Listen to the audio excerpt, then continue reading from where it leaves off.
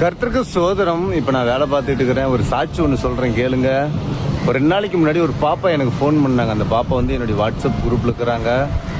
அந்த பாப்பா வந்து சொன்னாங்க, ஆனால் என்னுடைய ஃப்ரெண்டு வந்து என் கூட படிச்சுட்டு இருக்குன்னா அந்த பாப்பா வந்து செத்தரலாம் அப்படிங்கிற மாதிரியே இருக்குதாக்கா, என்ன பண்ணுறதுனே தெரியல, எனக்காக ஜோம் பண்ணுங்க, என்ன பண்ணுறதுனே தெரியல, எதுக்கு வாழ்கிறோம்னே தெரியல, செத்தரலாங்கிற மாதிரி இருக்குது அப்படின்னு சொல்லி அந்த பாப்பா கிட்ட அந்த பாப்பா சொன்னிச்சு. அந்த பாப்பா உடனே எனக்கு ஃபோன் பண்ணாங்க. ஃபோன் பண்ணி, அண்ணா அந்த பாப்பா வந்து என்னன்னு தெரியலண்ணா, அந்த பாப்பா வந்து செத்தரலான்னுட்டே இருக்குதுண்ணா, என்னன்னா பண்ணுறது அப்படின்னு சொல்லி அந்த பாப்பா எனக்கு ஃபோனில் சொன்னாங்க.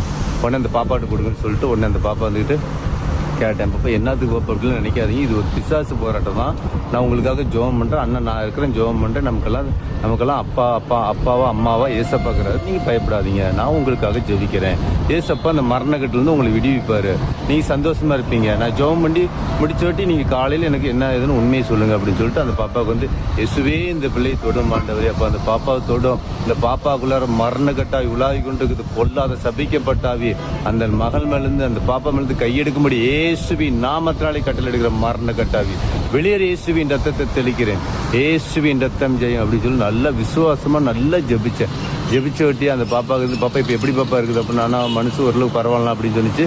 பாப்பா நீக்கு தூங்கி எந்திரிச்சு காலையில் எனக்கு உண்மையான சாட்சி சொல்லு அப்படின்னு சொல்லி இந்த பாப்பாட்ட சொன்னேன். அந்த பாப்பா எனக்கு காலையில் ஃபோன் பண்ணல. ஆனால் அடுத்த நாள் சாயந்தரம் ஈவினிங் வந்துட்டு அந்த பாப்பா கூட சொன்னாங்க, பரவாயில்லக்கா, எனக்கு அந்த சாகனுங்கிற எண்ணமே வரல, நல்லா ஹாப்பியாக இருக்குது, மைண்டு ஃப்ரீயாக இருக்குது, எனக்கு ஏசப்பா சுகம் கொடுத்துட்டாரு, அண்ணாக்கிட்ட சொல்லுங்க அப்படின்னு சொல்லி சொன்னாங்க.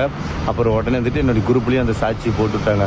அதனால் அந்த மரணக்கட்டு ஆவிலேருந்து ஏசப்பா விடுதலை கொடுத்துட்டாரு அந்த பாப்பாவுக்கு, சரிங்களா? அது மாதிரி உங்களுக்குள்ளாரையும் இந்த செத்தரலாம் எதுக்கு உயிரோட வாழ்றது அப்படின்னு நினைக்கிறதெல்லாம் நீங்கள் நினைக்கல, ஒரு பிசாசு தான். அதனால் நீங்கள் அதை நினச்சி துக்கப்படாதீங்க, வேதனைப்படாதீங்க, விசுவாசமாக இயேசுவே எனக்கு சுகம் கொடுங்க, ஏசப்பா நான் வாழ்நாண்டவரே, இயேசுவே என்னை கண்ணோக்கி பாருங்க அப்படின்னு நீங்கள் விசுவாசமாக ஜெபம் பண்ணுங்க. அந்த மரண கட்டாயி உங்களிருந்து போயிடும். அப்படிலாம் எனக்கு கால் பண்ணுங்க, சரியா? நீங்கள் சொந்த போய் நானும் இந்த மாதிரி நிலைமையில இருந்தப்ப ஏசப்பா பார்த்து எனக்கு சுகம் கொடுத்தாரு, அந்த மரண கட்டாயிலிருந்து எனக்கு விடுதலை கொடுத்து என்னை ஆசிரிச்சிருக்கிறாரு. அதனால விசுவாசமாக ஜெபம் பண்ணுங்க. இதுதான் என்னுடைய சாட்சி. அந்த பாப்பா மரண கட்டில் செத்தரலாம் நினைச்சிட்டு இருந்துச்சு, ஏசப்பா சுகம் கொடுத்தாரு. இன்னைக்கு அந்த பாப்பா நல்லா இருக்குது, ஹாப்பியாக இருக்குது. நீங்கள் சந்தோஷமா இருங்க. கர்த்தருக்கு ஸ்தோத்திரம். God bless you. அழுகாதீங்க, ஏசப்பா உங்களோடு இருக்கிறார். உங்கள் வேண்டுதல் கேட்கப்படுது, விசுவாசமா இருங்க. God bless you.